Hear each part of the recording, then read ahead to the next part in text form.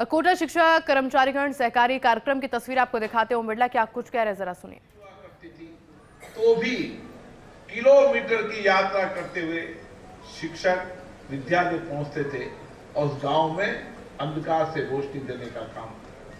परिस्थितियां परिवर्तन हुई है, लेकिन मैं आज भी देखता हूं कि हमारी महिला शिक्षक आज भी दूर दराज के गांव में जाती है। एक दिन मैं सुबह ट्रेन से जल्दी 6 बजे जा रहा था। मैं ट्रेन के अंदर जाने वाली मुझे कई शिक्षिका महिलाएं मिली। उन्होंने अपने जीवन को बताया कि किस तरीके से सुबह 3:30 बजे उठकर सारे घर का भोजन तैयार करना, पति की सारी व्यवस्थाएं जमाना, बेटे को स्कूल के लिए तैयार करना और फिर शाम को आकर फिर परिवार को संभालना।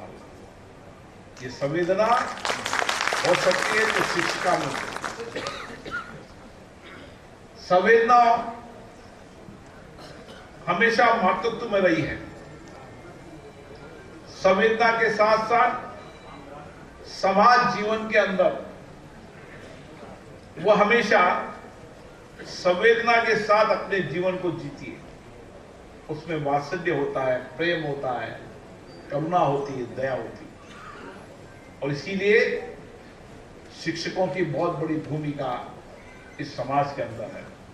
और आप सबको ये मानकर ही चलना चाहिए कि इस भारत के निर्माण की भूमिका निभाने की जिम्मेदारी हमारी है।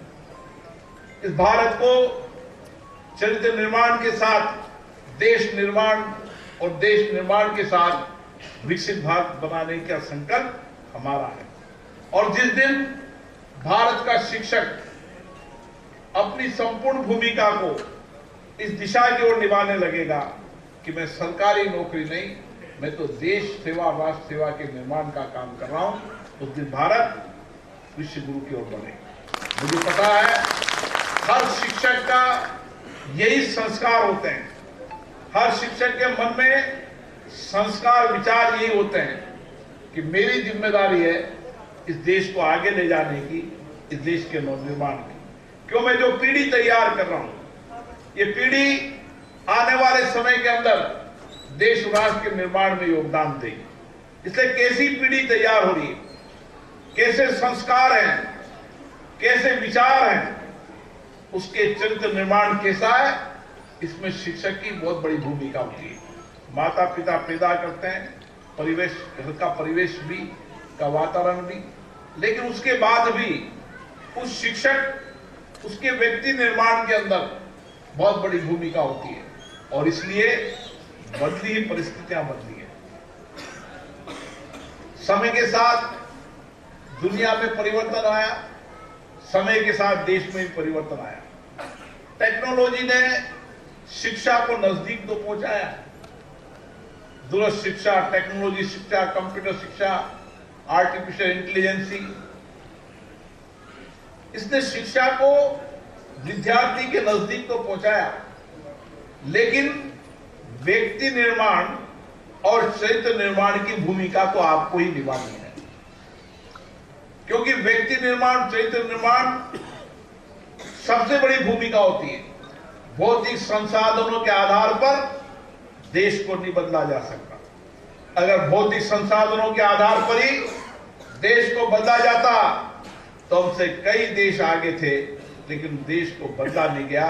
भौतिक साधन एक साधन होते हैं, लेकिन देश को बदलना है तो अच्छे शिक्षक की भूमिका होनी चाहिए, ताकि आने वाली पीढ़ी को। और इसीलिए मेरा मानना है कि आप पर बहुत बड़ी जिम्मेदारी है। आपको इस राष्ट्र, देश को आगे बढ़ाने की बहुत बड़ी जिम्मेदारी है। हमारी कोशिश होनी चाहिए, हमारी प्रयास होना चाहिए। हम अभाव में कठिनाइयां, चुनौतियां हो सकती है, लेकिन अभाव, कठिनाई, चुनौतियों कि हमारे पूर्वजों ने हमेशा अभाव, कठिनाइयों में से रास्ते निकाले। हमारे शिष्य ने भी, जो शिष्य चुनौतियों से लड़ा है, जो आपदा से लड़ा है, जो संकट से लड़ा है, वही छात्र जीवन के अंदर आगे बढ़ा है। और इसलिए उसके जो जीवन के अंदर भौतिक संसाधन हो सकते हैं, घर पे संसाधन संपन्न हो सकता है, तो व्यक्ति अगर आगे बढ़ना है तो जीवन में आपदा, चुनौतियों, संकट रहना चाहिए। और आपदा, चुनौतियों से लड़ने का संकट उस व्यक्ति में आता है जिसमें आत्मविश्वास होता है, स्वाभिमान होता है। इसलिए आप व्यक्ति के जीवन में आत्मविश्वास भी पैदा करते हैं, स्वाभिमान भी पैदा करते हैं, और देशभक्ति उसके जीवन के कण-कण में होना चाहिए।